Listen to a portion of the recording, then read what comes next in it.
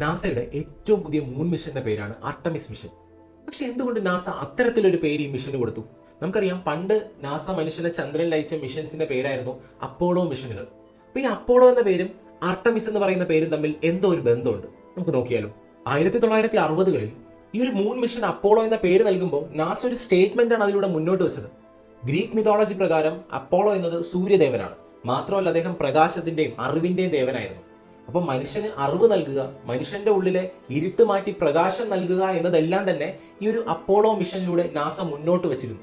ആകാശത്തിലൂടെ തന്റെ സുവർണ രഥം ഓടിക്കുന്ന സൂര്യദേവൻ. അപ്പൊ മനുഷ്യനെ ചന്ദ്രനിൽ എത്തിക്കുന്ന ഈ ഒരു മിഷന് ഇതാണ് ഏറ്റവും അനുയോജ്യവും മഹത്തരവുമായ പേരെന്ന് നാസയ്ക്ക് തോന്നി. എന്നാൽ ഇപ്പോൾ നാസ തിരിച്ചു വന്നിരിക്കുന്നത് ആർട്ടമിസ് എന്ന് പറയുന്ന പേരുമായിട്ടാണ്.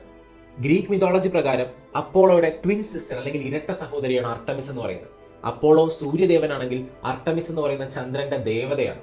സോ ഇതിലും മികച്ചൊരു പേര് മൂൺ മിഷൻ ഇടാൻ വേറെ ഇല്ല. എന്നാൽ ഈ പേരിന് പിന്നിൽ ഒരു മാസ് ആയിട്ടുള്ള കാര്യമുണ്ട്, ഇതിലെ ഇൻക്ലൂസിവിറ്റി. അപ്പോളോ മിഷന്റെ ഭാഗമായിട്ട് ചന്ദ്രനിൽ പോയ 12 പേരും പുരുഷന്മാരായിരുന്നു.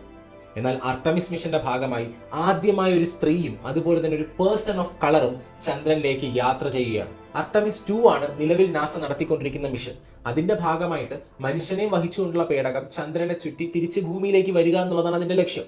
സൂര്യന്റെ തേജസ്സുള്ള അപ്പോളോയിൽ നിന്നും എല്ലാവരെയും ഉൾക്കൊള്ളുന്ന ചന്ദ്രന്റെ ദേവതയായിട്ടുള്ള ആർട്ടമിസിലേക്കുള്ള മാറ്റം, ഇതാണ് റിയൽ പ്രോഗ്രസ്. ഇത്തരത്തിലുള്ള വീഡിയോസിനായിട്ട് ഫോളോ ചെയ്യുക.